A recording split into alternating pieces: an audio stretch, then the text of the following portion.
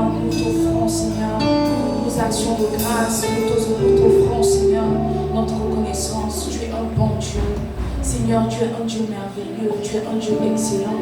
La Bible dit que ceux qui se confient en toi ne sont point dans la confusion. Merci Jésus pour ta grâce. Merci pour ce merveilleux moment que tu rends possible.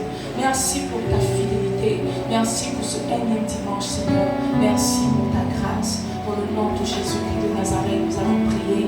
Nous disons tous ensemble Amen. Nous disons tous ensemble Amen. Alors, tourne-toi vers un voisin, n'est-ce pas? Salut. Dis mon voisin bonjour. J'espère que tu vas bien. J'espère que la semaine a été. J'espère que tu as renouvelé ta fidélité vers toi, n'est-ce pas? Alléluia. Gloire à Jésus. Alors, ce matin, je veux que tu pries. Je veux que tu pries pour ton cœur. Dis Jésus, je veux que tu me parles. Et je veux, Père éternel, aide à même être capable de mettre ta parole en pratique. Élève à avoir pris le Seigneur. Dis Jésus, s'il te plaît, donne-moi un cœur qui reçoit le message. Donne-moi un cœur qui peut mettre le message en pratique. Est-ce que quelqu'un peut prier le Seigneur ce matin? Dis Jésus, s'il te plaît, parle à mon cœur. Que mon cœur soit ce matin une terre fertile. Que mon cœur soit ce matin une terre capable de recevoir ta parole et de la multiplier. Seigneur, nous voulons soumettre nos cœurs à ton autorité.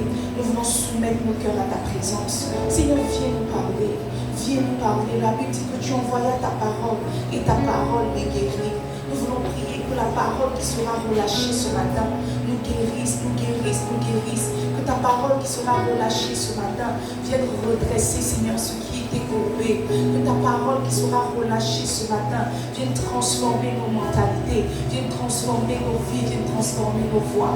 Seigneur, merci pour ta présence qui environne ce lieu. Merci Jésus pour ta grâce. Merci Père éternel pour ta fidélité. Merci Jésus pour toutes choses. Merci Seigneur pour ta grâce. Au nom de Jésus. Amen. Alors je vais déjà commencer mon intervention en présentant toujours nos excuses. Nous sommes à pied d'œuvre pour que l'électricité soit rétablie comme il se doit. Donc, souffrons encore un peu de temps. Nous sommes entre les mains de la sécurité et on attend l'heure avant pour pouvoir faire de nouvelles installations. On veut enlever tous ces climatiseurs-là et puis mettre maintenant les frigos. Donc on est obligé de changer d'ampérage et c'est vraiment une longue procédure. Donc souffrez un peu de temps qu'on soit dans la chaleur pour que nous soyons bientôt aux États-Unis. Tiens, mon frère, nous serons bientôt aux États-Unis. Nous serons bientôt dans la neige. Alléluia. Alors la semaine dernière, nous avons posé les fondements, n'est-ce pas, de notre thème du mois de mai. Nous parlons ce mois de mai de plaire à Dieu. Dis à ton frère, plaire à Dieu. Dis-lui, j'espère que tu as commencé à appliquer ton cœur à plaire à Dieu. Plaire à Dieu, la semaine dernière, nous disions comme ça que si en tant que chrétien, notre leitmotiv n'est pas de plaire à Dieu, alors nous sommes en train de passer à côté de l'essentiel, nous sommes en train de passer à côté de la chose principale. Et nous avons dit aussi que plaire à Dieu est fonction des dispositions de nos cœurs, que plaire à Dieu est fonction des valeurs profondes que nous avons, des valeurs profondes que nous entretenons, que nous semons, que nous arrosons et que nous allons bientôt moissonner. Et donc la semaine dernière, pour ne pas perdre de temps, nous avons traité directement d'une valeur qui est l'intégrité, n'est-ce pas?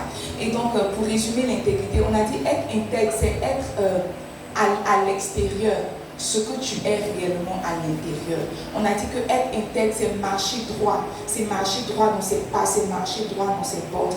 Et je veux que tu demandes à ton frère, est-ce que depuis la semaine dernière, tu as fait un effort d'intégrité? Demande-lui. Est-ce que depuis le message dernier, est-ce que tu as fait un effort d'intégrité?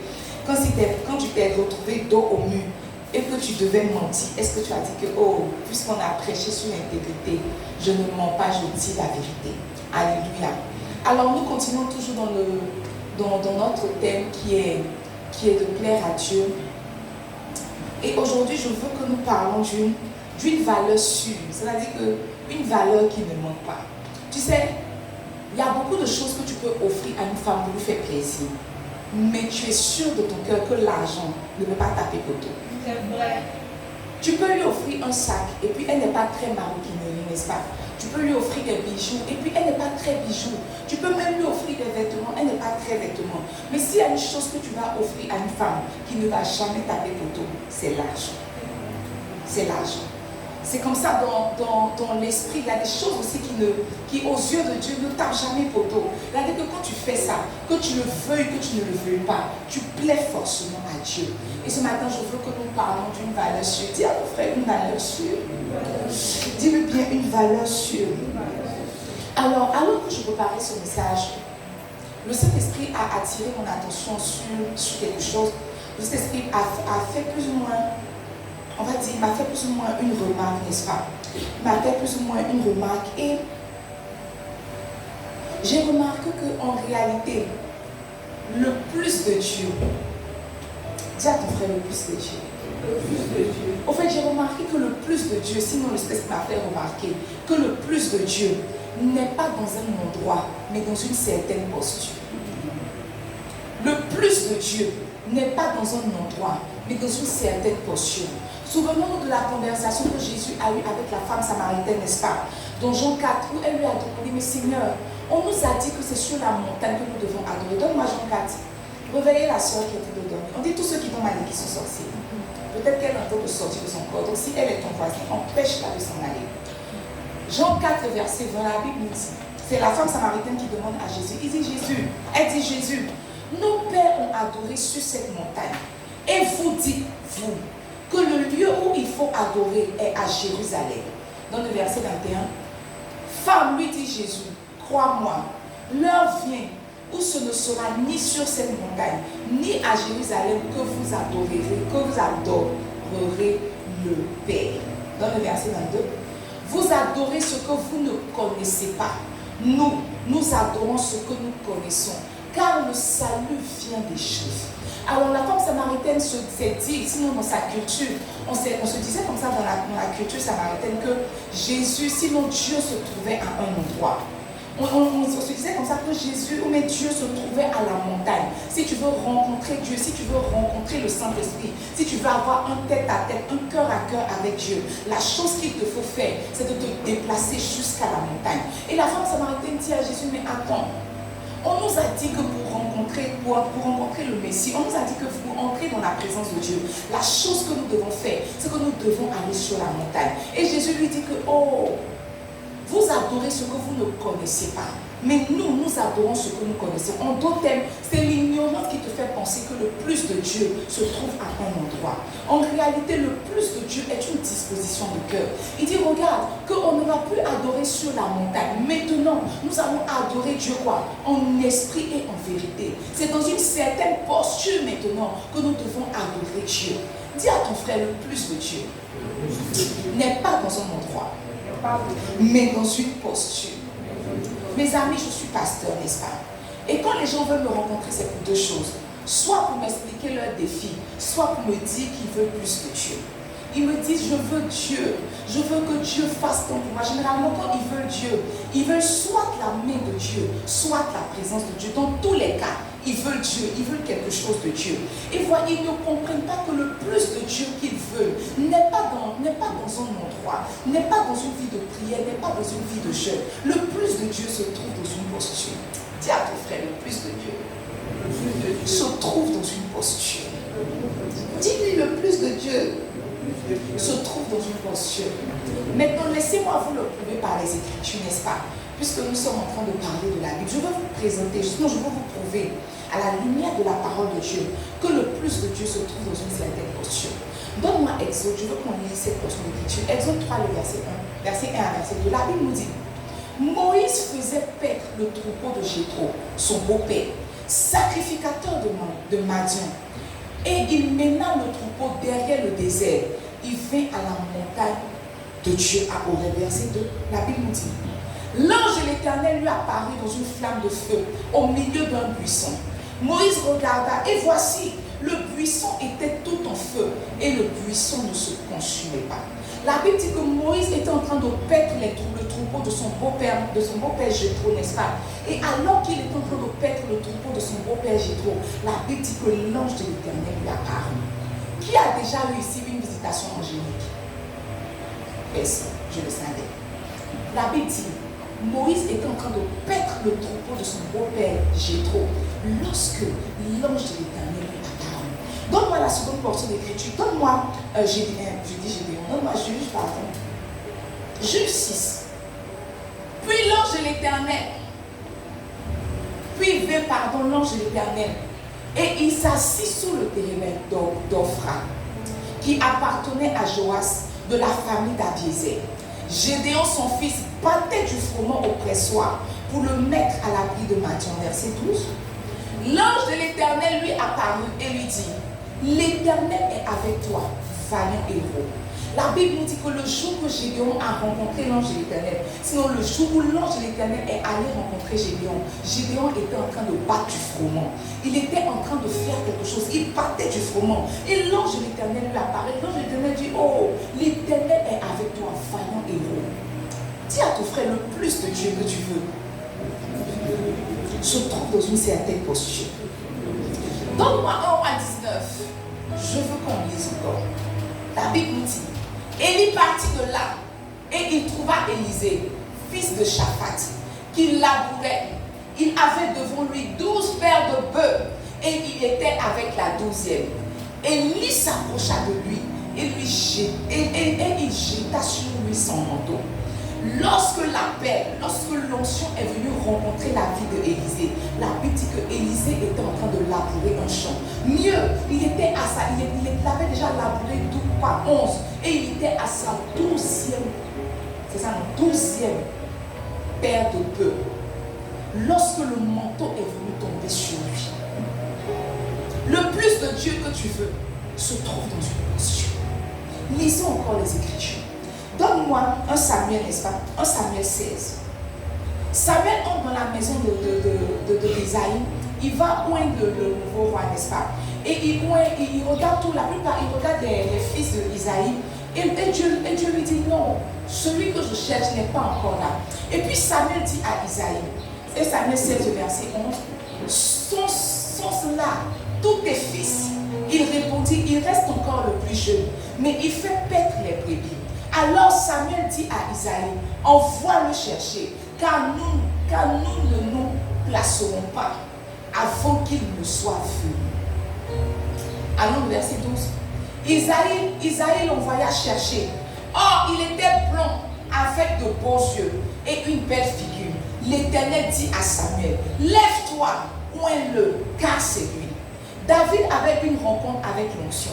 C'est-à-dire que ce jour-là, Dieu avait décidé de oindre David de son huile, en tant que prochain roi d'Israël. La Bible dit que quand ils sont venus rencontrer David pour le oindre d'huile, on a demandé où était David. David était en train de paître le troupeau de son père. David était en train de paître le troupeau de son père. Prenons ensemble une dernière portion d'écriture et je vais avancer dans le message. Donne-moi Matthieu 4, n'est-ce pas? La Bible dit, comme il marchait le long de la mer de Galilée, il vit 2 frères, Simon appelé Pierre et André son frère, qui jetaient un filet dans la mer, car ils étaient pêcheurs. Verset 19, il leur dit, suivez-moi et je vous ferai pêcheurs d'hommes. Lorsque Jésus a rencontré Pierre et André son frère, la Bible dit qu'ils étaient quoi, au bord de la mer. Ils étaient sur leur filet. Pourquoi? Parce qu'ils étaient pécheurs. Alors Jésus leur dit, suivez-moi. Et moi, Jésus, je ferai de vous pécheurs d'hommes. Je me suis rendu compte, sinon le Saint-Esprit a attiré mon attention sur le fait que tous ceux qui ont eu plus de Dieu se retrouvaient dans une certaine posture. Et cette posture-là, c'est le service. Tiens, mon frère, le service. Dis-lui bien le service. En fait, je veux que tu regardes dans ses yeux et que tu lui dises le service. Regarde dans ses 2 yeux, dis-lui le service. Tout ce que Dieu a rencontré et à qui il a proposé plus ou à qui il a offert plus, il n'est pas venu les trouver dans la maison en train de dormir. Il n'est pas venu les trouver dans la maison en train de prier pour leur sujet. Il est venu les trouver en train de faire quelque chose. Il est venu les trouver en train de faire quelque chose. Lorsque l'ange de l'Éternel a rencontré, c'est ça Caroline, n'est-ce pas, le père de Jean-Baptiste, la Bible dit qu'il était en train d'offrir le sacrifice parce qu'il était sacrificateur. Je ne sais pas ce que tu attends de Dieu, je ne sais pas ce que tu veux de Dieu, mais tu vois, le plus de Dieu que tu recherches se retrouve dans une certaine posture. Et ce matin, je veux qu'on parle de service parce que plaire à Dieu passe aussi par le service. Dis à ton frère que plaire à Dieu passe par le service. Plaire à Dieu passe par le service. Je ne sais pas ce que tu peux donner à Dieu pour ébranler son cœur. Parce que le sacrifice ultime, il a déjà fait. Je ne sais pas comment tu peux te placer pour prier, pour plaire à Dieu. Mais je peux t'assurer que ton service peut te donner d'avoir un parfum de bonne odeur auprès de Dieu. Alors je veux commencer ce matin par définir c'est quoi servir Dieu, n'est-ce pas? Je veux commencer ce matin par définir c'est quoi servir Dieu. La première chose qu'est servir Dieu, c'est porter une charge. Dis à ton frère, c'est porter une charge. Parce que quand tu te présentes, tu dis que tu es un serviteur de Dieu, tu es une servante de Dieu. Mais qu'est-ce que tu fais dans ton église locale? Tu viens t'asseoir les dimanches pour acclamer le Seigneur. Ce n'est pas ça le service. Servir Dieu, c'est porter une charge. Donne-moi un des apôtres. La Bible nous dit que comment il s'appelle? Judas s'était suicidé, n'est-ce pas? Il a laissé sa place d'attente. Bien que Judas a été utilisé par Satan pour livrer Jésus, pour exposer Jésus à la mort, n'est-ce pas? Judas jouait un rôle important dans le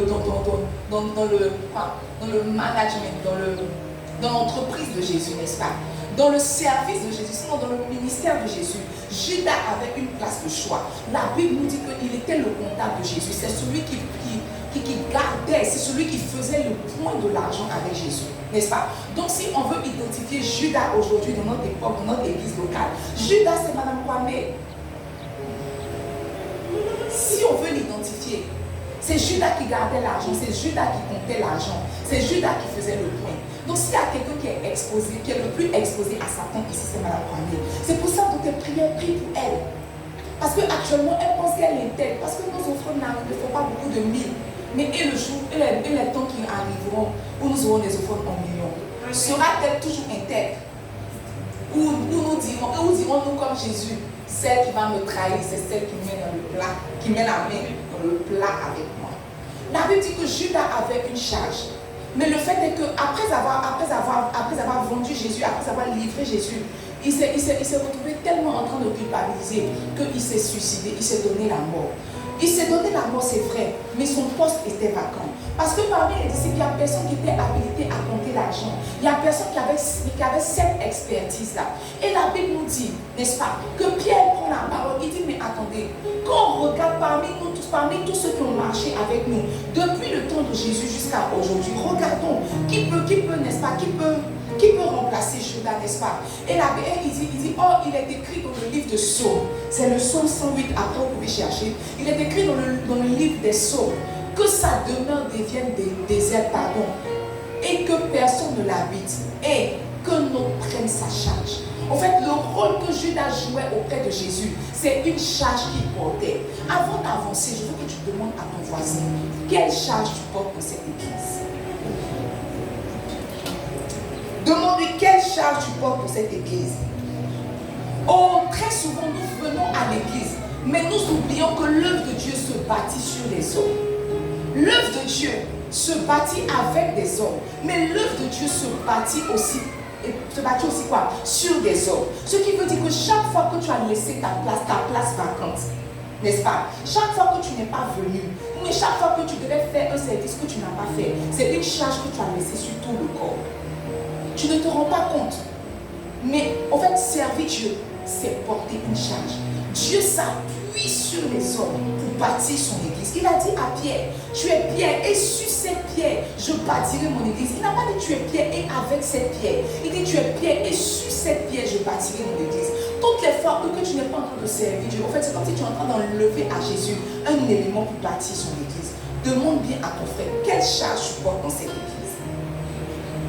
Maintenant, rappelle-lui que danser n'est pas une charge. Rappelle-lui que acclamer n'est pas une charge. Rappelle-lui que crier oh Jésus a gagné n'est pas une charge. C'est pas une charge, n'est-ce pas? C'est pas une charge. Porter une charge, c'est accomplir des charges, c'est accomplir, c'est ça, des tâches ordinaires. C'est accomplir des tâches spécifiques pour faire avancer de manière fluide l'œuvre de Dieu. Ce qui veut dire que si tu es dans cette église et que ta présence égale à ton absence, tu n'es pas en train de servir Dieu. Si tu es ici, que ta présence égale à ton absence, tu n'es pas en train de servir Dieu. Ça, en fait, on peut se passer de toi dans cette église. On ne peut pas se passer d'Israël, n'est-ce pas? Parce que c'est le batteur. On ne peut pas se passer c'est du pianiste parce que c'est le pianiste. Il apporte des mélodies agréables de l'église. C'est vrai que s'il n'est pas là, on va battre des mains. Mais l'idéal serait, n'est-ce pas, l'idéal serait qu'il soit là. Mais toi, quand tu es là, quand tu n'es pas là, c'est juste, on me dit que le nombre des chaises c'est temps, c'est tout. On constate ta présence par ta chaise vide. Ta présence égale à ton absence. Tu viens, mais tu n'apportes rien. Au contraire, chaque fois que tu poses tes fesses sur les chaises, les fesses s'affaissent. Servir Dieu, c'est porter une charge. Dis à ton frère, c'est porter une charge. Dis-lui, c'est porter une charge. Généralement, quand quelqu'un porte une charge, c'est pour rendre confortable la chose, n'est-ce pas? C'est pour rendre confortable une chose. Peut-être que ta maman est quittée au marché et elle a beaucoup de paquets, Et quand tu vas à sa rencontre et que tu portes sa charge, n'est-ce pas? Tu la rends, elle, confortable. Quand tu n'es pas en train de porter une charge, tu mets le Seigneur mal à l'aise, tu mets le système mal à l'aise, tu mets l'œuvre de Dieu mal à l'aise. La deuxième chose qu'est servir Dieu, c'est faire sa volonté. Dis à mon frère, servir Dieu, c'est faire sa volonté. Dis-lui, servir Dieu, c'est faire sa volonté. Je me suis rendu compte que, en fait, à mes yeux, quand j'avance de ma foi, je me rends compte que servir Dieu, ce n'est pas qu'évangéliser, ce n'est pas que prêcher la bonne nouvelle, ce n'est pas que servir même à l'église, ce n'est pas que apporter, n'est-ce pas, ce n'est pas que occuper un poste à l'église. Je me rends compte au fur et à mesure que le temps passe, c'est que servir Dieu, c'est faire exactement ce que Dieu attend de toi. La Bible nous dit que Jésus est allé dans la maison de Lazare, son ami. Et il est arrivé dans la maison de Lazare, son ami. Marthe a commencé à courir pour lui faire à manger. Parce que quand tu reçois un invité de la tente de Jésus, naturellement, tu veux lui donner à manger. Et Marthe est en train de se débattre pour donner à manger à Jésus. Et elle dit à Jésus, oh maître, sinon Seigneur, ne vas-tu pas dire à Marie, n'est-ce pas, de venir m'aider parce que la place de la femme, c'est à la cuisine. Ne vas-tu pas dire à Marie de venir m'aider à faire ton repas, de sorte à ce que tu puisses manger, de sorte à ce que tu puisses être à l'aise. Mais Jésus dit à Marie, à Marthe, pardon, que tu t'agis peu de choses. Marie a choisi la bonne part. La bonne part à ce instant-là, c'était s'asseoir et écouter ce que Jésus disait. Servir Dieu, c'est faire sa volonté. Demande à ton frère, est-ce que tu sais ce que Dieu attend de toi? Demande-lui, est-ce que tu sais ce que Dieu attend de toi? Tu vois, tu sers Dieu dans sa volonté lorsque tu es utile. Tu sers Dieu dans sa volonté lorsque tu es utile. En fait, la notion de service même renvoie à celle de l'utilité. Tu ne peux pas être serviteur et en même temps être inutile. Si tu es inutile, tu n'es pas serviteur. Et si tu es utile, tu es serviteur. Quelle est ton utilité dans cette église? Si ta réponse est aucune, alors tu n'es pas serviteur. Tu ne sers pas à Jésus, tu ne sers pas à ton pasteur, tu ne sers pas à cette église. Dis à ton voisin, miséricorde. La troisième chose qu'est servir Dieu, c'est apporter sa pierre à l'édifice. Servir Dieu, c'est apporter sa pierre à l'édifice. On est tous avec des talents. La Bible nous parle de la parabole des talents, n'est-ce pas? La Bible nous dit qu'un maître partait en voyage et il a distribué des talents à ses serviteurs. Le minimum qu'il a donné à un serviteur, c'est un. Ce qui veut dire que tu n'es pas né, n'est-ce pas? Tu n'es pas né vain, mais tu n'es pas né vide.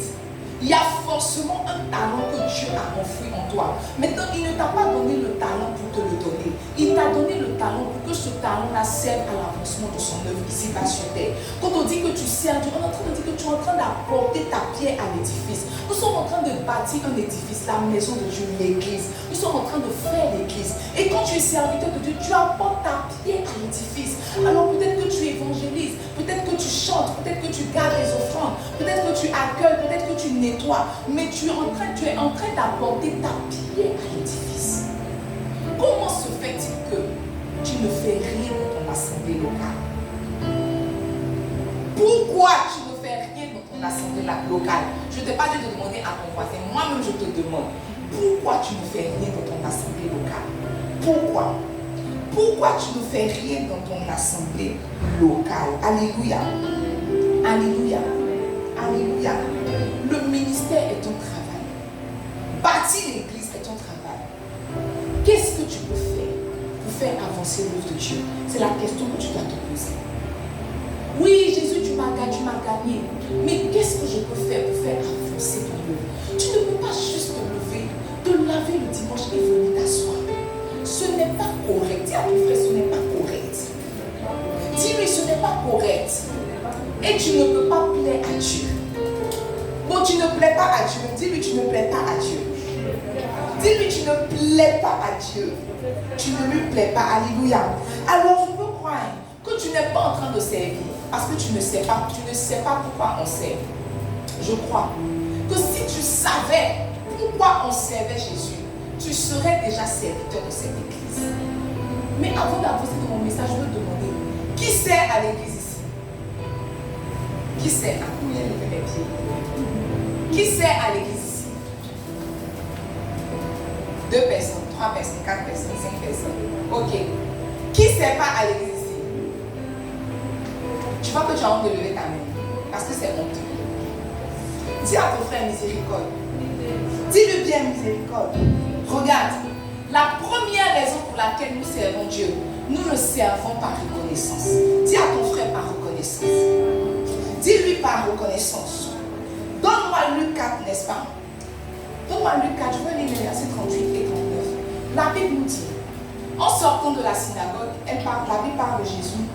Il se rendit à la maison de Simon. La belle-mère de Simon avait une violente fièvre. Et il le priait en sa faveur. Verset 39. S'étant penché sur elle, il menaça la fièvre et la fièvre la quitta. À l'instant, elle se leva et les servit. La Bible dit que Jésus est allé dans la maison de Pierre. Et lorsqu'il se rend dans la maison de Pierre, il se rend compte que la belle-mère de Pierre est malade. Alors les gens viennent prier viennent prier Jésus pour la belle-mère de Pierre. En d'autres termes, quand on dit à Jésus que la vieille ne se sent pas bien, viens prier pour la vieille, viens prier pour la vieille, viens prier pour la vieille. Et la Bible dit que Jésus s'avance sur le corps de la vieille. Et il menace la fièvre. La fièvre la quitte. Et le réflexe qu'elle a, c'est qu'elle se lève et elle va les servir. Elle n'a pas dit, oh Jésus, merci, mon fils, merci, que Dieu te bénisse. Non, la Bible dit qu'elle a eu le réflexe automatique de se lever et d'aller les servir. Tu vois, regarde ta vie, pense à ton passé. Regarde comment la drogue t'avait enchaîné. Regarde comment la maladie t'avait enchaîné. Regarde comment la pauvreté, la misère t'avait enchaîné. Regarde comment les esprits de famille faisaient de toi ce qu'ils voulaient. Regarde comment la fornication t'avait enroulé. Regarde. Jésus est rentré dans ta vie et il a commencé à donner de la couleur à ta vie. Regarde, souviens-toi quand tu donnais ta vie à Jésus. Combien de fois tu n'allais pas bien, combien de fois tu nageais dans la dépression. Souviens-toi, Jésus est entré dans ta vie, il est entré dans ton cœur. Il a menacé, n'est-ce pas, il a menacé la maladie, il a menacé l'esprit des eaux, il a menacé tout esprit qui portait atteinte à ta vie et à ton épanouissement. Il a fait exactement comme il a fait pour la belle-mère de Pierre. En retour, toi, tu décides que tes dimanches sont des jours d'acclamation. Dis à ton frère, on sait Dieu minimum par reconnaissance. Parce qu'on se souvient qu'à un moment donné de nos vies, Dieu a été bon pour nous. Peut-être qu'il nous a pas encore donné tout ce qu'on veut, mais Dieu a été bon pour nous. Parce que je peux t'assurer que tu n'as rien fait pour être compté parmi les vivants ce matin. Tu n'as rien donné, absolument rien donné. Et si on regarde ta vie même, tu n'es pas digne d'être vivant. Mais tu vois, il y a un plus saint que toi. Il y a un plus grand prieur que toi. Il y a un plus grand sanctifié que toi qui est décédé. Dernièrement, je regardais sur les réseaux sociaux un jeune pasteur, vraiment très jeune, peut-être de notre génération, et il servait Dieu à l'étranger. Il avait un ministère de puissance. Et il est décédé. Il est juste allé se coucher et il ne s'est pas levé. Il est juste allé se coucher et il ne s'est pas levé. Je suis sûre que c'est qu'il se disait que l'année prochaine, c'est mon année de grâce, n'est-ce pas? Comme il se disait que quand on a dit cette année, c'est notre année d'affermissement. Peut-être qu'il avait des projets avec le Seigneur. Peut-être même qu'avant-hier, on avait prophétisé sur la vie que Dieu n'a pas encore fini avec toi. Mais il s'est couché, il ne s'est pas levé. Tu n'es pas meilleur que celui qui est mort hier. Dieu te fait la grâce. Dieu te gratifie de son souffle. Jour et nuit, jour et nuit. Peut-être que tu ne manges pas encore les burgers, mais déjà tu as quelque chose à manger. Peut-être que tu n'as pas ton travail de rêve, mais déjà tu as une activité. Dieu a fait ça pour toi. Et toi, en reconnaissance, tu décides que les dimanches, tu vas venir t'arrêter, la chante va venir chanter et toi tu vas acclamer. Et à peine même si tu acclames, on est obligé de dire louer pour que tu puisses louer. On sert Dieu par reconnaissance. S'il y a une chose qui va envoyer plusieurs à l'enfer, c'est l'ingratitude.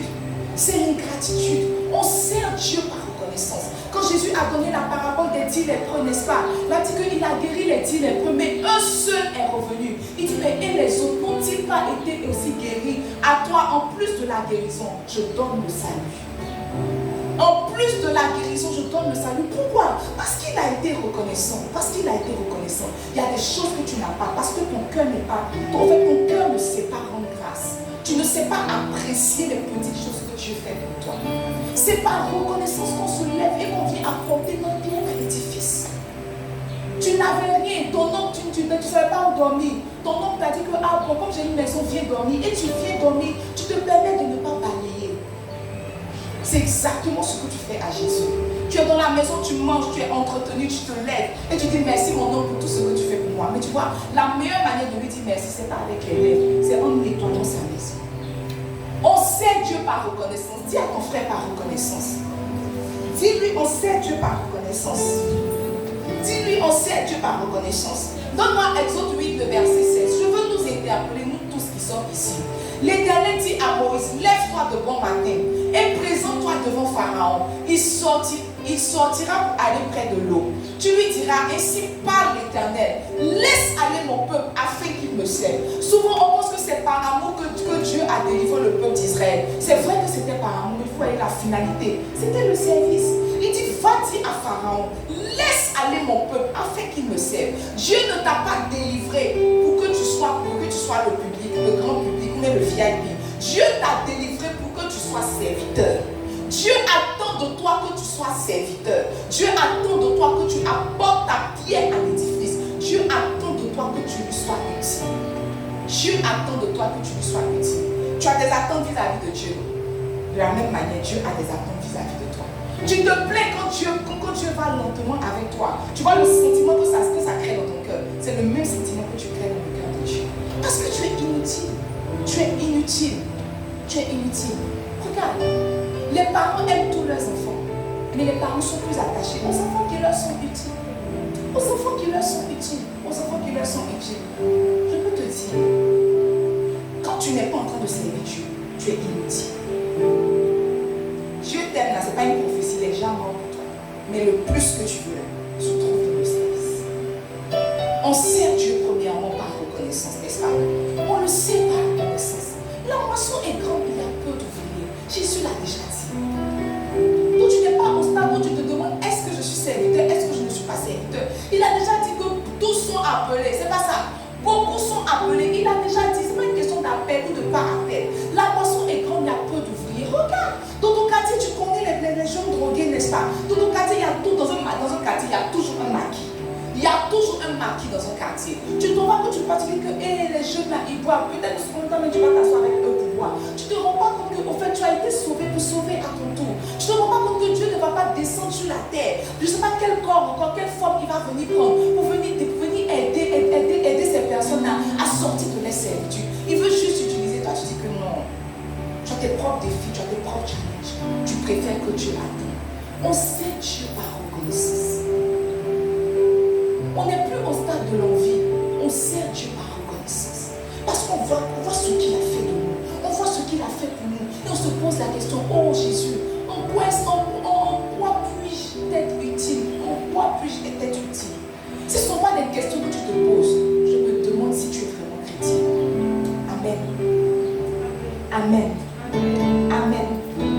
La deuxième raison pour laquelle nous servons Dieu, on sert Dieu pour lui exprimer notre amour. On sert Dieu pour lui exprimer notre amour. On sert Dieu pour lui exprimer notre amour.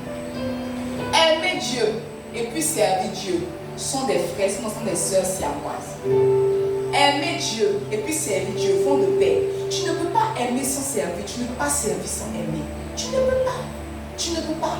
On sert Dieu parce qu'on l'aime. On sert Dieu parce qu'on l'aime. Tu ne peux jamais voir quelqu'un que tu aimes en train d'accomplir une tâche, une grande tâche, et puis le laisser en train de travailler. Et puis toi, tu t'assois pour poser. Tu ne peux pas. Tu ne peux pas. Tu vois ta maman en train de laver assiette. Elle est en train de laver habit. Puis toi, tu es assise. Tu fais tes ongles pendant que ta maman est en train de laver habit. tu ne l'aimes pas assez. Parce que quand tu aimes quelque chose, ses poids deviennent tes poids, ses charges deviennent tes charges, ses fardeaux deviennent tes fardeaux. La personne ne te supplie pas de venir l'aider. Peut-être que tu dois sortir ta copine et puis tu viens la trouver à la maison, elle est en train de laver l'assiette. Mais normalement, tu t'assois pour laver les assiettes ensemble et après vous sortez. Dis à ton frère, tu n'aimes pas suffisamment Jésus. Dis-lui, tu n'aimes pas suffisamment Jésus. C'est ton amour pour Dieu qui te rend évangéliste. C'est ton amour pour Dieu qui te rend pasteur. C'est ton amour pour Dieu qui te rend quoi? Qui te rend nettoyeur, qui te rend nettoyeuse. C'est ton amour pour Dieu qui te fait faire ces choses-là. Il y a des choses qu'on ne fait pas. Je regardais le dernier iGof du révérend Benita, n'est-ce pas?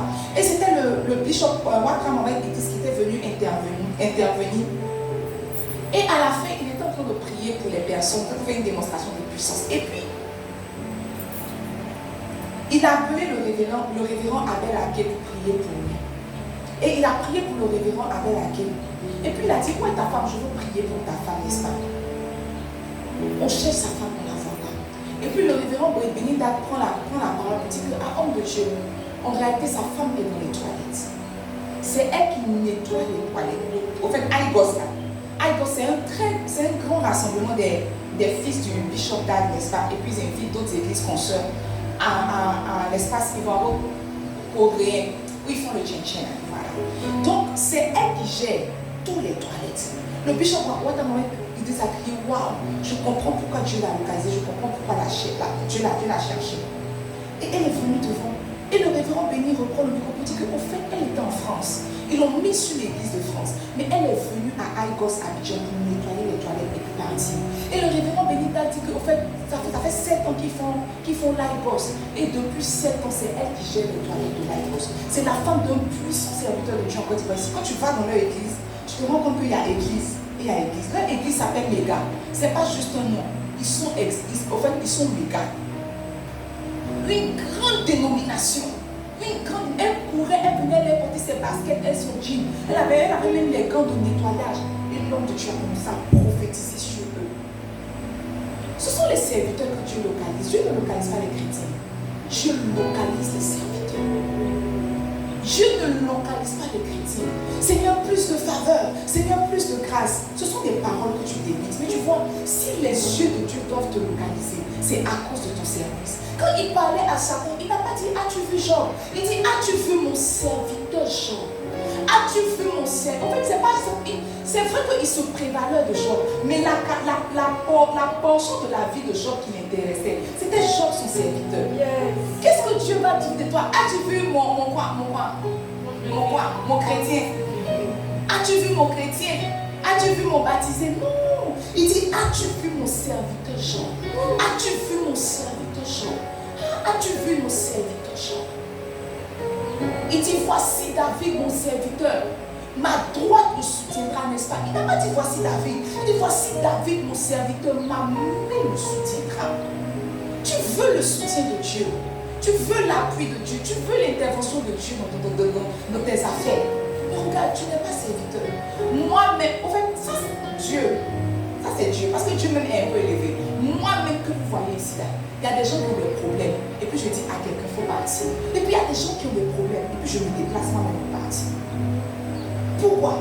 Ça dépend de son implication. Tu ne peux pas demander plus de moi que tu n'es pas capable de me donner plus. Tu ne peux pas. En fait, c'est mesquin.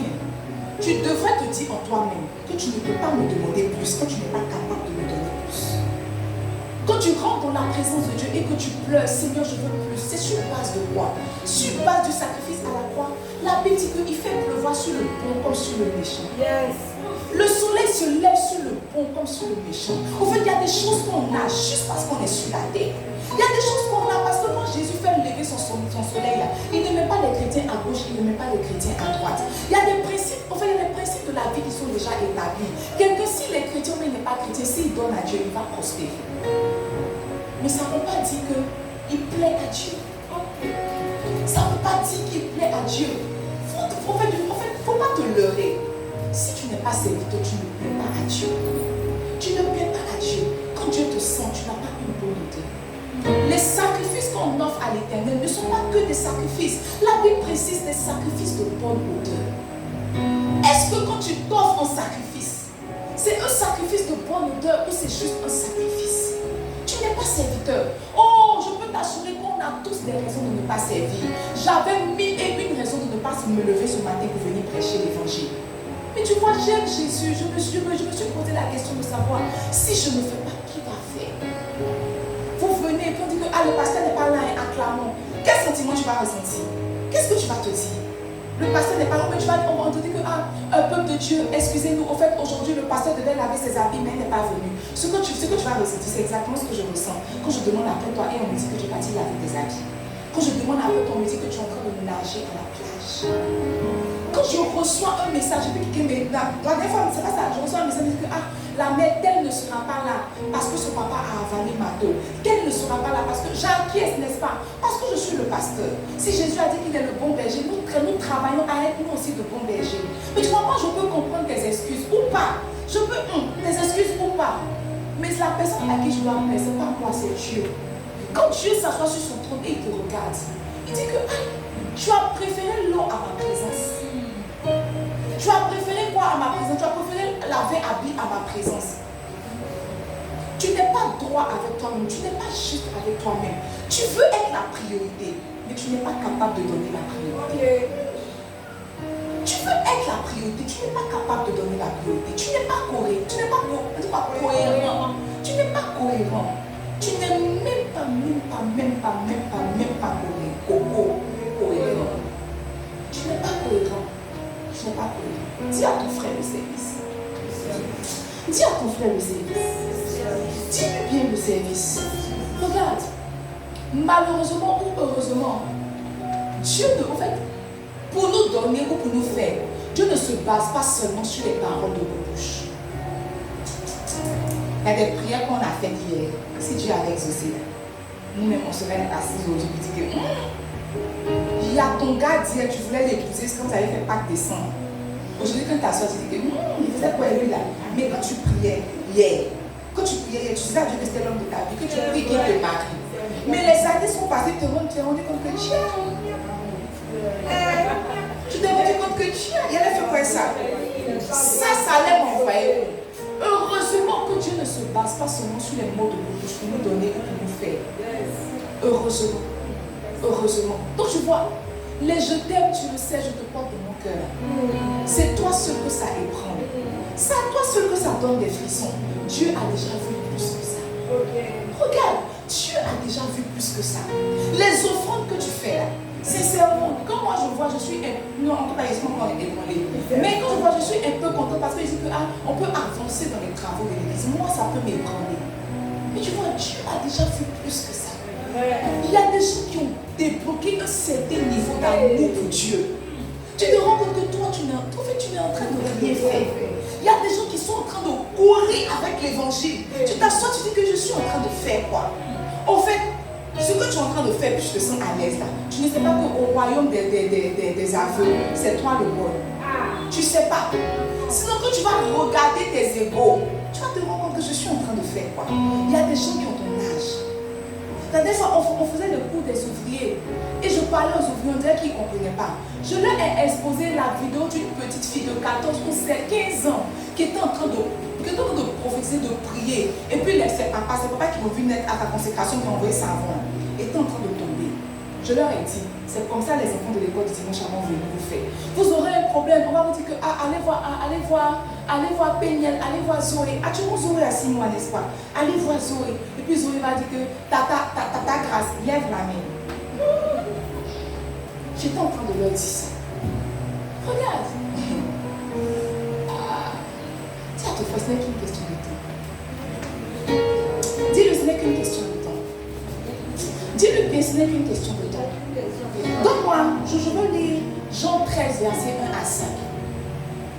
Jésus dit, la Bible dit, avant la fête de Pâques, Jésus, sachant que son heure était venue de passer de ce monde au Père, et ayant aimé les siens qui étaient dans le monde, mit le compte à son amour pour eux. Calmons-nous là.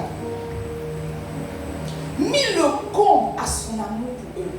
En fait, c'est comme si venir mourir là, c'était pas encore le compte. C'est comme si venir rester sur la terre avec eux. se diluer, porter un corps mortel, n'était pas encore le comble de son amour. On dit que Dieu nous a tant aimé qu'il a donné son Fils unique. Mais regarde, la Bible dit que ce n'était pas encore le comble de son amour. La Bible dit que ce jour-là, à la veille de la Pâque, il mit le comble à son amour. En d'autres termes, il a mis la cerise sur le gâteau. Il leur avait déjà offert un gâteau, mais à la veille de la Pâque, n'est-ce pas? La veille de ces jours-là, la Bible dit qu'il a mis la cerise sur le gâteau. Il a mis la cerise sur le gâteau en faisant quoi? Dans le verset 2. Pendant le souper, lorsque le diable avait déjà inspiré au cœur de Judas Iscariote, fils de Simon, le dessein de le livrer, verset 3. Jésus, qui savait que le Père avait remis toutes choses entre ses mains, qu'il était venu de Dieu et qu'il s'en allait à Dieu, verset 4, se leva de la table, ôta ses vêtements et prit un linge dont il se ceignit. Verset 5.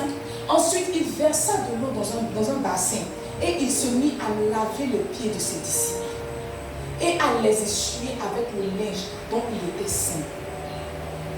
La Bible dit, porter la chair humaine, ce n'est pas le comble de son amour. Le comble de son amour, c'est que le fait, il s'est rendu leur serviteur. Il s'est rendu leur serviteur. Il a dit qu'il s'est déshabillé, il a enlevé son vêtement, il a mis de l'eau dans la bassine et il a pris les pieds de ses serviteurs un à un, il les a lavés et il a pris son vêtement pour les essuyer. Jésus est en train de leur donner une leçon. C'est après quoi il a dit que le plus grand parmi vous soit serviteur de tous. Regarde, tu n'aimes pas Dieu quand tu n'es pas en train de servir. Dieu a tant aimé le monde qu'il a donné son Fils unique. Jésus t'a tant aimé qu'il s'est fait serviteur pour toi. Il s'est fait serviteur pour toi. Il s'est fait serviteur pour toi. Peut-être que quand je parle, tu penses que quand je dis Jésus dans ton esprit, c'est trop logique. Imagine, tu arrives dans la maison de Ado. Il vous a convié, n'est-ce pas, pour un repas. Et pendant que vous êtes en train de manger, Ado enlève sa veste, il s'assoit. Il prend de l'eau chaude, n'est-ce pas? Il met ce qu'il doit mettre dedans. Et puis il prend vos pieds. Et il commence à laver vos pieds. Il commence à laver vos pieds. Comment est-ce que tu vas te sentir? Tu vas te sentir privilégié de ce que le président de la République de Côte d'Ivoire lave tes pieds. C'est exactement ce que Jésus a fait. Il s'est rendu serviteur. Si même Jésus s'est dépouillé pour être serviteur, qui es-tu pour toi décider ou pas de servir Dieu? D'après les Ivoiriens, je ris dans l'eau, glou, glou, glou. Quand je te vois venir acclamer, je ris dans l'eau. Et tu vois, comme je suis ton pasteur, je suis obligée de te dire que ça va aller, Dieu va faire. Mais voici le ciel, voici la terre. Il va faire. Il va faire. Il va faire. Il va faire. C'est pour le service que nous sommes nés. Dis à ton frère, c'est pour le service que nous sommes nés. Dis-lui, c'est pour le service que nous sommes nés. C'est par le service que Dieu juge ton amour pour lui. C'est pas dans les jeux t'aimes, tu le sais. C'est par le service qu'il juge ton amour pour lui. C'est par le service. C'est par le service. Tu vois, je n'ai pas besoin de demander de mes deux aides à la maison qui m'aiment le plus. Je sais que c'est Victorine qui m'aime le plus. Pourquoi? Parce que Déborah prend beaucoup de moi. Victorine me donne beaucoup. Elle me donne beaucoup. Elle ne me donne pas de l'argent. Elle me donne du repos. Elle ne me donne pas de l'argent. Elle me donne du repos. Parce que vous voyez, même quand je veux prendre mon fils, elle dit non, on laisse. Non, on laisse. Non, on laisse. Pourquoi? Parce qu'elle sait peut-être que je dois préparer un message. Elle s'arrange à ce que mon fils ne soit pas une charge pour moi, pour que je puisse être performant dans le ministère. Il n'y a rien que tu portes. Mais tu dis, Seigneur, donne-moi plus. Dis, tu es inutile. Dis à ton frère, tu es inutile. Dis-lui, tu es inutile. Dis-lui, tu es inutile. La troisième raison pour laquelle tu devrais servir Dieu, n'est-ce pas? Sinon, pour lequel tu dois servir Dieu, c'est que servir Dieu est un indicatif de croissance et de santé spirituelle. Je lis dans ton activité, dans ton inactivité, ta maladie spirituelle. Peut-être que tu es venu, quand tu as pris ta température, tu faisais 37 degrés, n'est-ce pas? Ou même dans 6 degrés, tu t'es dit qu'aujourd'hui tu vas bien. Mais quand je vois ton inactivité là, je vois que spirituellement tu ne vas pas bien. Quelqu'un qui se sent bien spirituellement sert. Il faut dire à ton frère. Quelqu'un qui se sent bien spirituellement sert. Dis à ton frère, quelqu'un qui se sent bien spirituellement sert. Le service est un signe probant de croissance. Regarde, j'ai 2 filles, une de 5 ans et une de bientôt 10 ans. Ma fille de 10 ans aujourd'hui, je peux l'envoyer à la boutique. Va me prendre quelque chose à la boutique. Elle va et elle vient. Même quand c'est beaucoup de choses, j'ai écrit sur un papier et puis elle va remettre au boutiquier. Il lui donne la marchandise, elle vient. Je peux m'appuyer sur elle, pourquoi? Parce qu'elle a pris de l'âge. Je peux m'appuyer sur elle, pourquoi? Parce qu'elle a grandi. On peut maintenant compter sur elle. J'ai une fille de 5 ans, je ne vais pas donner mon argent à ma fille de 5 ans pour dire faire la boutique. Et c'est parce qu'en partant à la boutique, un tonton peut dire viens prendre bonbon. Et puis elle, le bonbon et puis mon argent, ils se sont disparus. Parce qu'elle n'est pas mature. Quand quelqu'un n'est pas en train de servir à l'église, il est en train de nous révéler en réalité son état spirituel. Tu n'es pas encore mature quand tu ne sais pas. En réalité, ce qui t'intéresse à l'église, ce qui t'intéresse dans Dieu, c'est sa main, ce qu'il peut faire pour toi. Tu n'es pas encore au stade où on pense qu'est-ce que je peux faire. Toi, tu es toujours dans l'état d'esprit. Qu'est-ce que Dieu peut me donner? Je viens ce dimanche à Seigneur, il faut répondre à ma prière. Je viens ce dimanche à Seigneur, il faut me donner. Seigneur, je sais que si je viens dans ta présence, tu vas me donner. C'est dans cet esprit-là que tu viens. Tu es immature. Mais quand tu viens, Seigneur, aujourd'hui je viens, qu'est-ce que je peux t'apporter comme service qui va te faire te sentir bien? Sinon, qui va apporter de la joie au ciel. Alors tu es devenu mature. Servir Dieu est un signe de santé spirituelle, est un signe de croissance spirituelle. On ne s'appuie pas sur une brique mouillée. Pour ajouter une autre brique, on attend que la brique du bas est séchée. Il y a personne qui construit, qui met les briques là comme ça. Non, la preuve. Madame C a essayé de faire un travail en bas là-bas. Si c'est le ciment qui n'a pas séché, si c'est le maçon qui n'a pas séché, entre les deux, il y a un qui n'a pas séché. Quand tu passes là, le chemin est un peu bizarre. Pourquoi? Parce que quand on ajoute ce qui n'est pas sec, on est en train de faire s'affaisser l'œuvre. On veut s'appuyer sur toi, mais tu n'es pas encore très mature. On veut te dire que, oh, ce dimanche, pardon, en venant, va chercher tel frère, va chercher telle soeur. Mais on n'est pas sûr même que toi-même, tu vas venir. Ah, tu as failli, oui, ok, comme tu as failli, passe, tu vas prendre deux ou trois frères. Mais toi-même, on est en train de prier pour que toi-même, tu viennes. Dis à ton frère miséricorde. Dis-lui miséricorde. Dis-lui bien miséricorde. Oh, ce sont les enfants qui consomment sans contribuer. Ce sont les enfants qui consomment sans contribuer. Regarde, tu n'es pas gêné. Quand tu prends le chemin, tu pars jusqu'en haut, tu prends les escaliers, tu viens t'asseoir dans la présence de Dieu. Et en fait, tu n'es pas gêné. Quand tu vois que tu n'as pas rencontré peut-être de saleté, les anges ne balaient pas, les anges ne placent pas de chaise, les anges ne branchent pas la sono, les anges ne font pas ce travail-là. Ce sont les hommes qui font. Mais ça ne te gêne pas quand tu viens trouver tout est fait et tu t'assois pour profiter. Et à la fin, tu ne demandes même pas à où est-ce qu'on garde les balais. Tu prends ton sac, tu prends tes enfants, tu prends ton vieux mari et vous partez vous asseoir à la maison. Je dis que le culte aujourd'hui, je n'ai pas trop apprécié la prédication. Aujourd'hui, elle n'était pas en feu, tu n'as pas honte. Ça ne te gêne pas. Tu ne ressens pas de gêne. Ça ne te gêne pas. Vous sortez entre amis, tes amis cotisent. Tu ne cotises pas, mais tu ouvres ta bouche là pour manger. Tu me dis que il n'y a pas d'avocat. Il n'y a pas d'avocat. Madame, ajoute piment là. Ça ne te gêne pas. Tu n'as pas payé, mais ta bouche est grandement ouverte. Tu ne participes pas ici, tu ne sers à rien ici. Mais quand tu viens, tu as toujours une critique à apporter. Tu n'as pas honte. Tu n'es pas gêné, ça ne te dérange pas. Tu n'as jamais dit que, ah oui, on dit, mais je vais prendre peut-être en compte une facture d'électricité, mais depuis tu es assis là, tu as chaud. Ça ne te gêne pas. Tu n'es pas gêné. Toi, tu es né pour consommer. Toi, tu es devenu chrétien pour consommer. Les autres vont faire. Toi, tu vas prendre. Les autres vont faire, tu vas prendre. Les autres vont faire, tu vas prendre. Ce sont les enfants qui consomment sans participer. Tu soppelles ton enfant. Tu dis que, ah, il y a pris 2 places, il faut payer ta place. Tu ne fais pas ça. Tu ne fais pas ça. Tu as l'argent. Non. Si tu n'as pas de transport, il faut rester. Non. Quand je me lève et que je prends mes enfants pour sortir, je ne m'attends pas à ce qu'on me dise, Dévo, tu as combien? Vito, tu as combien? Chez nous, tu as combien? Mettons ensemble, on prend un. Parce que je suis leur maman, je les assure. Je les assure. Tu ne veux rien assurer. Et ça te plaît. Et ça te plaît. Ce n'est même pas que tu ne fasses rien qui me fait mal. C'est le fait que tu ne te sens pas gêné. C'est le fait que tu ne te sens pas gêné.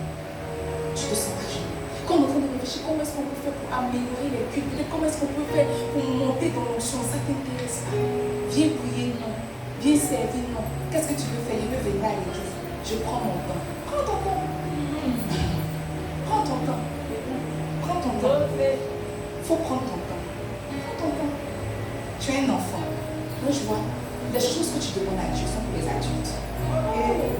Mais toi, tu es un enfant. Tu demandes les choses d'adulte à Dieu. Mais toi, tu es un enfant. Tu pries Dieu pour le mariage. Mais quand Dieu regarde ton état spirituel, tu es un enfant. Tu es un enfant. Tu es un enfant. Tu es un enfant. Mais il m'a demandé à son mariage, je vais lui donner quoi? Je dis, mais ma chérie, c'est hier on a fêté tes 5 ans.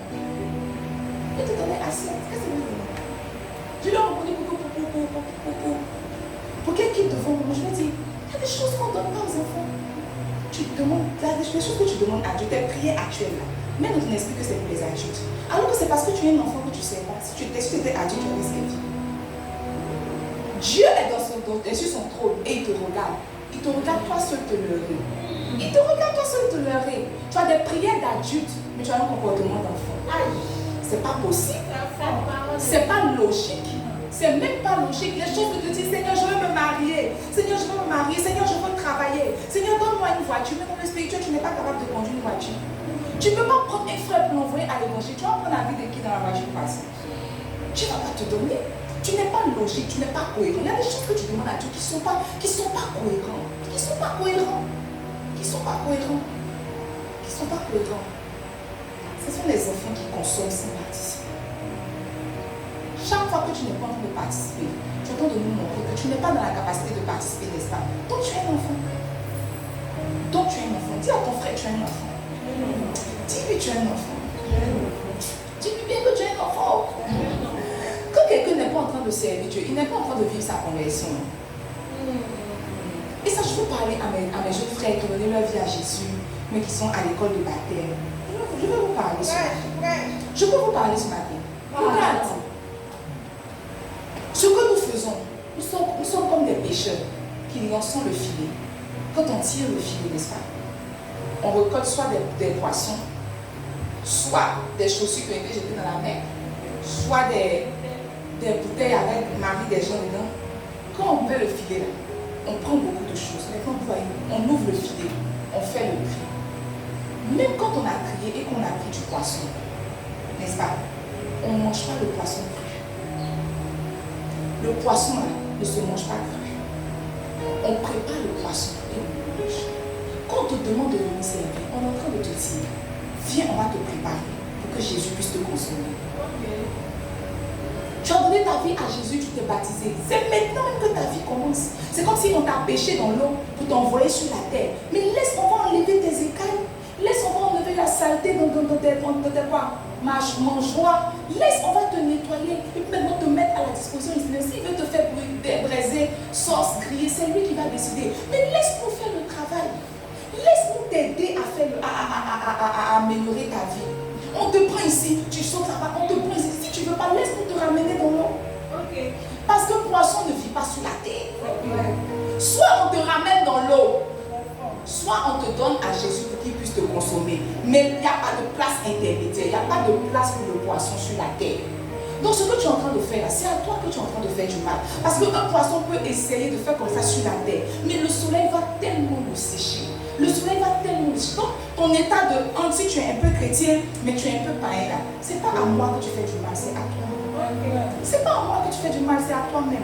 C'est à toi-même. Dis à ton frère, c'est à toi-même que tu fais du mal. Le bishop Alain a dit, on peut servir Dieu sans être converti. On ne peut jamais être converti sans servir Dieu. Jamais. On ne peut jamais être converti sans servir Dieu. En fait, quand tu t'assois et que tu te comptes parmi les convertis là, il faut mettre une parenthèse pour voir à condition que je sais. Si tu ne sais pas, tu n'es pas converti. Tu n'es même pas converti. N'est-ce pas? Tu n'es pas converti. La quatrième, n'est-ce pas? Raison pour laquelle nous servons Dieu. C'est parce que servir Dieu est honorable. Quand je vois ta vie manque d'honneur. Ta vie manque d'honneur. Ta vie manque d'honneur. Tu luttes pour avoir les choses. Tu luttes pour manger. Tu même là, le salaire n'est pas encore arrivé même sur le compte en banque. Mais que tous les projets, même du salaire, ont déjà fini le salaire. Et que toi, tu vas juste les tirer pour mettre ici, pour mettre ici, pour mettre ici. Maintenant, on va dire, au elle est quand même 11 ans. Je suis sûr qu'il y a des gens qui n'ont plus d'argent. Les gens qui n'ont plus d'argent. Le 11 là, il y a des gens qui ont déjà disparu. Au fait, ils ont bien volé leur argent. Maintenant, jusqu'au 31 mai là, c'est Seigneur ta grâce. Ta vie manque d'honneur. Ta vie n'est pas honorable. Tu sais pourquoi je sais comment je sais que ta vie n'est pas honorable? Parce que quand tu te retrouves toi seul la nuit face à Dieu, t'es là. T'es là, il y a un vide que tu ressens, il y a un manque que tu ressens. Tu vois, c'est le manque d'honneur qui fait ça. Ta vie n'est pas honorable. Maintenant, tu vois, on sait Dieu parce que servir Dieu est honorable. Dis à ton frère que servir Dieu est honorable. Donne-moi Malachie 3, verset 18 et Jean 12, verset 26. Il dit, et vous verrez de nouveau la différence entre le juste et le méchant, entre celui qui sait Dieu et celui qui ne le sait pas. Dieu ne va pas mettre la différence entre deux chrétiens, non. Il va mettre la différence entre celui qui le sait et celui qui ne le sait pas. Remarquez que ceux qui servent Dieu ont toujours une certaine distinction. Ceux qui servent Dieu ont tout, en fait, ils se distinguent toujours de la masse. Ils se distinguent toujours de la masse. Dieu fait exprès de mettre la différence entre ses serviteurs et les chrétiens. Il fait en fait, on a dit que Jésus a appelé 12 disciples, non? Mais dans les 12 disciples, tu vois ceux qui ont servi Jésus et ceux qui n'ont pas servi. C'est la fin qui nous a montré qui était vraiment serviteur. Où sont passés les Barthélemy, où sont passés les Thaddée? Dieu met toujours la différence entre ceux qui servent et ceux qui ne servent pas. Servir Dieu est honorable. Servir Dieu là est honorable. Donne-moi la prochaine portion d'écriture. Jean 12, verset 26. Il dit, si quelqu'un me sert, pas si quelqu'un m'acclame, pas si quelqu'un vient regarder la vie du pasteur les dimanches. Si quelqu'un me sert, qu'il me suive. Et là où je suis, là aussi sera mon serviteur. Là où Dieu est n'est pas pour les chrétiens. Là où Dieu est, c'est pour les serviteurs. La présence de Dieu que tu veux, puis tu chantes plus de toi encore. Yeah, yeah. C'est pour les serviteurs. Il dit là où je suis, c'est là que mon serviteur sera. Là où je suis, c'est là que mon serviteur sera. Regarde, quand on invitait Jésus à manger dans les maisons, Jésus partait avec les Pierre, Jean-Jacques, il partait avec les disciples. Ce n'était pas les disciples qu'on invitait, c'était Jésus. Mais le fait est qu'il partait avec Jésus. Hier, on a reçu mon père spirituel. Moi, je n'ai pas invité Respo-Émile. Je n'ai pas invité sa secrétaire. La personne à qui j'ai adressé l'invitation, c'est le pasteur Jacques. Mais tu vois, il est venu avec ses gens. Il est venu avec ses serviteurs. Quand on invite Dieu, Dieu vient avec ses serviteurs. Il dit là où je suis, c'est là que mes serviteurs seront. Tu veux Dieu, tu veux la présence de Dieu. Il faut le servir. Sers-le. Il dit, oh, qu'il me suive. Et là où je suis, là aussi mon serviteur sera mon serviteur. Il dit, si quelqu'un me sert, le Père l'honorera. Si quelqu'un me sert, le Père va l'honorer. Dieu honore tous ceux qui servent son Fils. Dieu honore tous ceux qui servent son Fils. En fait, c'est le travail de Dieu d'honorer tous ceux qui servent son Fils. Dieu honore ceux qui servent son Fils. Dis à ton frère, serre. Dis-lui, serre. Dis-lui bien, serre. Oh, Dieu honore tous ceux qui mettent leur temps, qui mettent leur argent, qui mettent leurs ressources à sa disposition. Dieu honore. Il ne faut jamais voir quelqu'un servir Dieu et puis croire dans ton cœur qu'il est en train de perdre son temps. Il ne faut jamais te dire dans ton esprit que nous venons ici les vendredis veillés, que nous restons ici les dimanches après le culte faire les cours. Ne mets pas dans ton esprit que tu es plus chanceux que nous. Tout ce que tu vas faire, c'est manger, te coucher sur ton canapé. Nous sommes en train de bâtir un édifice pour nos vies et pour nos destinées. Nous ne sommes aucunement en train de perdre notre temps. Aucunement en train de perdre notre temps. Peut-être que nous le faisons avec beaucoup de fatigue, mais vous voyez, ceux qui servent dans la douleur récoltent dans la joie. Ceux qui servent avec l'âme récoltent avec allégresse. Récoltent avec allégresse. Un temps va arriver, on appelle ce temps-là le temps de la moisson. Et tu seras parmi ceux qui vont nous acclamer. Tu seras parmi ceux qui diront, mais je les ai vus commencer. Oui, tu nous as vus commencer. Nous-mêmes, on t'a vu aussi assis dans les chaises. Le fait est que tu es resté dans les chaises et on a changé de position. Dieu honore ceux qui le servent. Puis regarde, Pierre arrivé au moment où on se pose la question. Donne-moi Matthieu. Je veux qu'on finisse par cette portion d'écriture. Matthieu 19, verset 27 à 30. La Bible dit que, attends, ils étaient en train de marcher avec Jésus, n'est-ce pas? Ils marchaient avec Jésus. Et de temps en temps, quand Jésus parlait avec eux, il leur disait que moi je m'en vais où? Moi je m'en vais où? Je m'en vais près de mon Père. Et voyez, comme Pierre était le chef de classe, était le chef de groupe, il s'est rendu compte que, mais le gars, quand il nous a appelés, nous étions en train de pêcher les poissons. À l'époque, pêcheur, c'était un métier honorable. C'était le métier des métiers. À l'époque, si tu étais pêcheur, peut-être que tu étais un ministre chargé du gouvernement. Peut-être. Et Pierre il a analysé, puis il dit que, attends, je vais demander à Jésus, cette histoire dans laquelle on est en train de partir où? Et on aura quoi? Parce que tu vois, tout ce que nous faisons, tu crois qu'on n'aura rien. Dis à ton frère, c'est faux. Dis à ton frère, c'est faux. On aura et on aura tellement. Parce que ce que Jésus dit, c'est qu'il est venu donner la vie et la vie en abondance. Tout ce que Jésus donne est en abondance. N'est-ce pas? Pierre prend la parole, il dit, voici Jésus. Nous avons tout quitté et nous t'avons suivi. Regarde, je veux réunir même pour adapter ça. Voici Jésus. Nous avons quitté nos lits et nous sommes venus depuis le matin nettoyer ta maison. Nous avons quitté nos maisons, nous sommes venus répéter. Seigneur, nous avons veillé le vendredi, nous avons servi le samedi. Nous sommes encore en train de parler de toi le dimanche. Et après le culte, nous allons encore faire court. Jésus, nous t'avons suivi. Nous avons attrapé ton vêtement. Nous avons semé notre argent dans ton œuvre. Nous avons fait toutes ces choses-là pour toi. Assure-nous que nous ne sortirons pas de cette histoire-là. Zéro, n'est-ce pas? Il dit, quand sera-t-il pour nous? Quand sera-t-il pour nous? Cette saison, il y a une portion d'écriture qui est en train de prendre vie dans la vie de tous ceux à qui il est donné conseil hier qui n'ont pas écouté. Celui qui veut garder paix, celui qui paie garde. C'est comme si c'est en train de prendre vie dans la vie des personnes que j'avais prévenues. Il y a quelques temps de cela, quand je parlais, ça riait glou, glou, glou, dans l'eau, d'après les Ivoiriens. Aujourd'hui, c'est en train de partir. Parce que tu vois, quand Satan t'arrache, il ne t'arrache pas doucement.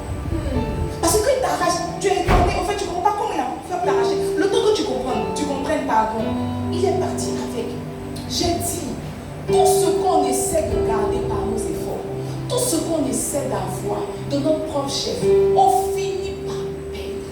Ce n'est pas moi qui ai dit, c'est la Bible qui a dit. Il dit, tout ce que vous essayez de garder, vous le perdez. Mais tout ce que vous perdez à cause de moi, vous l'aurez, vous allez garder. On ne garde pas un mari avec les baillards. On ne prend pas baillard pour garder mari. Si baillard gardait mari, la femme même qui vend baillard là, elle allait mettre tout sur son corps. On ne devient pas dans la société à cause de ses diplômes. Non. On ne devient pas. C'est quelque chose de mystérieux. Regarde, Salomon a dit, j'ai vu comme une maladie sur la terre, n'est-ce pas? Les esclaves sur les chevaux et les princes à terre. C'est un système. Pourquoi te dire que parce que tu vas à l'école, tu vas être établi dans la société? Je t'assure que ton frère assis à côté de toi, à la maîtrise, peut-être même qu'il a le doctorat, demande-lui, peut-être qu'il t'attend pour payer son transport au sortir du culte. C'est un malaise qu'on constate sur la terre. On constate que les talentueux ne sont pas prônés. On constate que ceux qui sont à la tête ne sont pas forcément les plus talentueux, ne sont pas forcément les plus sachants. On constate. Tu vois comme celui même qui t'appelle boss là. Quand il fait une lettre, mais puis il te dit que va déposer, alors tu dis que il est. Attends. Parce que l'un avant là, ils ne savent pas accorder, ils ne savent pas parler, mais tu vois, quand tu arrives, tu dis bonjour patron, petit ça va? Oui. Tu réponds oui, tu as la maîtrise. Il a peut-être niveau CP1. Pourquoi? Parce qu'on l'a placé. Tout ce qui est dans la parole de Dieu, c'est pour ton bien, c'est pas pour le bien de Jésus. Il est déjà auprès du Père, il est en train de intercéder, en plus en train d'intercéder pour nous. Tout ce qui est dans la Bible est pour ton bien. Tout ce que tu essaies de garder, viens à l'église, non je travaille, viens à l'église, non mon mari, viens à l'église, mais mon enfant. Mais tu vois, tu ne peux pas les garder de ton propre chef. Il faut l'intervention de Dieu, sinon tu ne peux pas garder. Tu ne peux pas garder. Il ne faut pas penser que l'épargne que tu es en train de faire à la banque va assurer ton avenir. Parce qu'on est bientôt en octobre 2025. Nous ne prophétisons pas, mais on a vécu ça en 2011. Ceux qui avaient les comptes en banque n'ont pas chargé leur argent sur la tête pour Marie. Ils n'ont pas chargé leur argent sur la tête pour courir. Ils n'ont pas pris leur maison au dos pour s'en aller. Nous, on a tous crié, Seigneur, aide-nous. Mais aide-nous sur base de quoi? Aide-nous sur fondement de quoi? Lorsqu'ils sont venus annoncer à Ézéchias que tu vas mourir, il n'a pas discuté avec Nathan. La Bible dit qu'il est rentré dans la présence de Dieu. Et il a présenté son service. Il a dit, Seigneur, me voici ce que j'ai fait. Et Dieu a reconnu, Dieu lui a ajouté 15 années de plus. Quand tu cries à Dieu, c'est sur base de quoi? C'est sur base de quoi? Parce que mettre ta tête dans l'eau pour sortir, nous tous on a fait ça. C'est sur base de quoi? C'est quoi ta plus-value? Quand le cas le centenier, n'est-ce pas? La Bible dit que le centenier, son serviteur est en train de mourir. Et il a dit, envoyez quelqu'un appeler Jésus. Oh, Jésus dit que c'est qui? On dit c'est le centenier. Mais vous voyez, les autres hommes ont dit quoi? Il mérite que tu lui accordes cela. Pourquoi? C'est lui qui a bâti notre synagogue. Ils n'ont pas dit seulement il mérite parce qu'il est beau. Il a fait quelque chose. Il a apporté sa pierre à l'édifice. Toi, quand tu plaides sur base de quoi? Tu plaides sur base de quoi? Pierre est en train de plaider. Il n'a pas dit, oh Jésus, je t'aime, tu le sais. Tu es mon amour. Non. Il dit, on a tout laissé pour te suivre. Les faits sont là. Les faits sont là. On a tout laissé pour te suivre. Quand sera-t-il de nous? Qu'est-ce que tu nous promets? Dans le verset 28. Jésus leur répondit, je vous le dis en vérité. Quand le Fils de l'homme au renouvellement de toutes choses sera assis sur le trône de sa gloire, vous qui m'avez suivi, vous serez de même assis sur 12 trônes et vous jugerez les 12 tribus d'Israël. Allons. Et quiconque aura quitté à cause de mon nom, à cause de mon nom. Peut-être que ton mari t'a dit, il ne faut pas servir Dieu. Tu dis, non, je ne peux pas laisser. Je vais m'accrocher. Ça crée peut-être quelques tensions dans ta maison. C'est pas grave. Mais Jésus dit, à cause de son nom. Toi, quand on t'a dit de laisser, tu dis, ok, la femme même est soumise à ton mari. Mais tu vois, quand tu veux être soumise, il faut être soumise partout. Il ne faut pas juste être soumis au gouvernement de l'église. N'est-ce pas? Il ne faut pas juste choisir le cadre de l'église pour faire la soumission. Si tu es soumise partout. Mon mari dit de laisser, tu as laissé. Aujourd'hui, où est ton mari? Quiconque aura quitté à cause de mon nom ses frères, ses soeurs, son père, sa mère ou sa femme ou ses enfants, ou ses terres ou ses maisons, recevra le centuple et héritera de la vie éternelle. Il y a une chose dont les serviteurs sont sûrs, ils iront forcément au ciel. C'est pas à discuter. La vie éternelle, c'est bon. Mais en plus de la vie éternelle, les choses que nous avons semées dans sa présence, si c'est notre énergie, notre temps, notre argent, Jésus nous assure que nous les retrouverons au centuple. Le mercredi, je parlais à mon père spirituel, puis je disais que Dieu, actuellement là, s'il y a quelqu'un qui n'a pas l'argent, c'est moi. C'est comme si toutes mes ressources rentrent. Il m'a dit, ma fille, il n'y a personne qui sait Dieu qui finit pauvre. C'est vrai. Il n'y a personne qui sait Dieu qui finit pauvre. Il n'y a personne qui sait Dieu qui finit pauvre. Il n'y a personne. C'est juste que tu vois, au moment de semer, tu ne peux pas en même temps manger. Mais c'est une période. C'est une période. Jésus a assuré que nous recevons ces choses au centuple. Au centuple. Qu'est-ce que tu as semé dans la présence de Dieu? Un mari, tu le recevras au centuple. Qu'est-ce que tu as semé? Des enfants, tu en recevras au centuple. Qu'est-ce que tu as semé? Une maison, tu as vendu une maison pour donner à l'église. On a dit que tu étais fou et que ton assurance est dans la maison. Jésus dit que tu recevras des maisons au centuple. Qu'est-ce que tu as mis dans la maison? C'est ton temps. Tu recevras ton temps au centuple jusqu'à dans la vie éternelle. Jusque dans la vie éternelle. Regarde, c'est vu tu es honorable. Ce matin, je veux t'interpeller. Ce matin, je veux qu'un sentiment de révolte naisse dans ton cœur. Si tu veux plaire à Dieu, sois compté parmi ses serviteurs. Il ne faut pas juste venir figurer à l'église. Tous les dimanches, je fais l'effort de mettre à l'écran, voici les départements. Viens servir, tu vois, tu acclames, tu ouvres tes dents pour me donner. Il n'y a pas de problème. Mais dans quelques temps, peut-être que ça ne sera pas ici que je vais acclamer.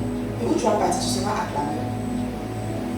Où tu vas partir, tu seras acclamé. Il ne faut pas juste venir consommer pour t'en aller. Viens apporter ta pierre à l'édifice. Il y a toujours quelque chose à faire. C'était la phrase de maman.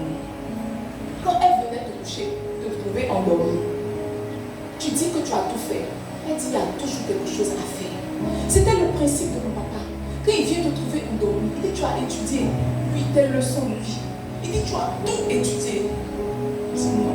Il dit il y a toujours quelque chose à étudier. lève-toi et étudie. Les mauvais élèves étudient la veille ceux qui vont voir de l'eau. Les bons élèves étudient tout.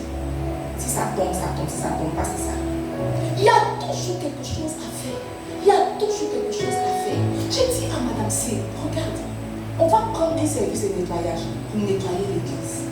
Je lui ai dit, parce que vous voyez, quand on dit venez nettoyer, moi le samedi c'est mon jour de cils, moi le samedi c'est mon jour de talons, moi le samedi c'est mon jour de temps, beaucoup de lavage. Mais tu vois, c'est pas à moi que vous êtes en train de rendre service. C'est la maison de Dieu. J'ai dit que, ok, pour mettre fin à tout ça, là, prenons un service de nettoyage qu'on va payer. Mais tu vois, on va payer le monsieur, c'est pas ça. On va payer le service de nettoyage. Il vient, il nettoie, on le paie. Mais quand tu vas plaider sur base de quoi? Sur base de quoi? Sur base de quoi? Servir Dieu, c'est pas pour moi. Quand Israël tape la batterie, là, on ne va pas lui donner un trophée du gars le plus, je ne sais pas, abonnant. On ne va pas lui donner quelque chose, rien. Il est en train de servir Jésus. Il va régler ses comptes avec Jésus. Quand quelqu'un est en train de jouer par exemple le piano, en train de brancher, il est en train d'apporter sa pierre à l'édifice. C'est Dieu qui récompense, n'est-ce pas? Dieu qui récompense. Quand il est revenu dans la parabole des talents, l'homme dit qu'il est parti, il n'a pas dit quand il reviendrait. Mais quand il est revenu, il a récompensé. Celui qui avait 10 qui a multiplié, il dit ajoutez-lui. Celui qui avait 5 qui a multiplié, il dit ajoutez-lui. Celui qui avait 1 qui a enterré, il dit arrachez-lui. Non seulement arrachez-lui, mais lui-même jetez-lui dans les lieux où il y a des pleurs et des craissements dedans. Parce que tu vois, la place des inutiles, c'est un enfer. La place des inutiles, c'est un enfer. C'est dans le lieu où il y a des pleurs et des craissements dedans. Je veux t'exhorter ce matin. Nous parlons de plaire à Dieu. Si tu veux plaire à Dieu, je t'en supplie. Sais-le. Si tu veux plaire à Dieu, sais-le. Je veux que tu commences à prier. Dis Jésus, donne-moi un cœur de serviteur. Prie, dis Jésus, donne-moi un cœur de serviteur. Peut-être que je ne le savais pas. C'est la raison pour laquelle je ne venais que consommer. Mais aujourd'hui, parce que j'ai été exposé à ton message, parce que j'ai été exposé à ta parole, donne-moi un cœur de serviteur. Donne-moi un cœur de serviteur, Jésus, s'il te plaît. Est-ce que tu peux parler à Dieu ce matin? Parle-lui. Dis Jésus, moi aussi, je veux apporter ma pierre à l'édifice. Moi aussi, je veux être compté. Moi aussi, je veux être compté. Je veux être compté, Seigneur, au nom de tes serviteurs. Moi aussi, je veux avoir accès à ta présence. Oh, moi aussi, je veux vivre une vie honorable. Que je ne sois pas inutile. Que je ne sois pas semblable aux serviteurs inutiles, Seigneur. Que je ne sois pas jeté dans les lieux où il y a des pleurs et des grincements dedans. Seigneur, moi aussi, je veux servir. Est-ce que tu peux parler à Jésus ce matin?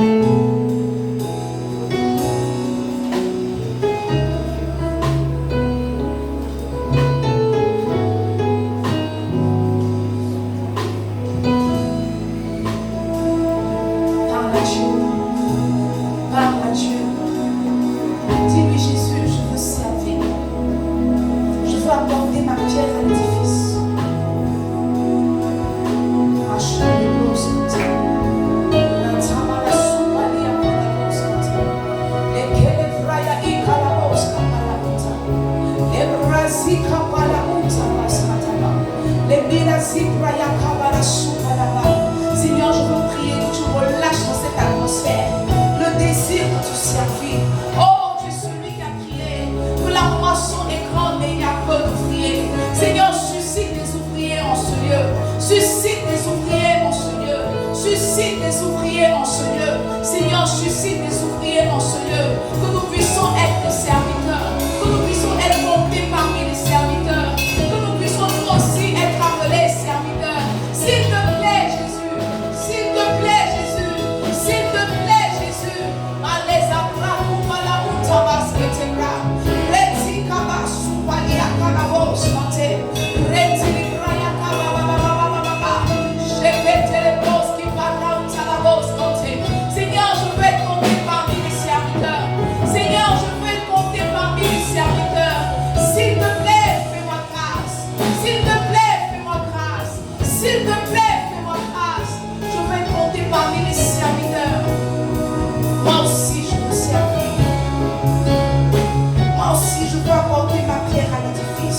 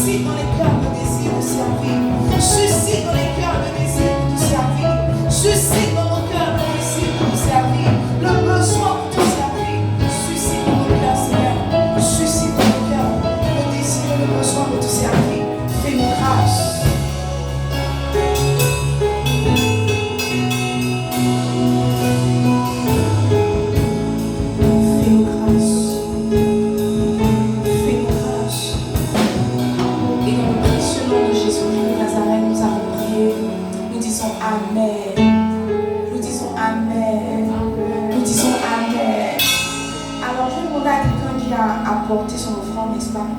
Pour soutenir le groupe, nous allons passer à nos offrandes. La vie d'apporter dans la présence de Dieu.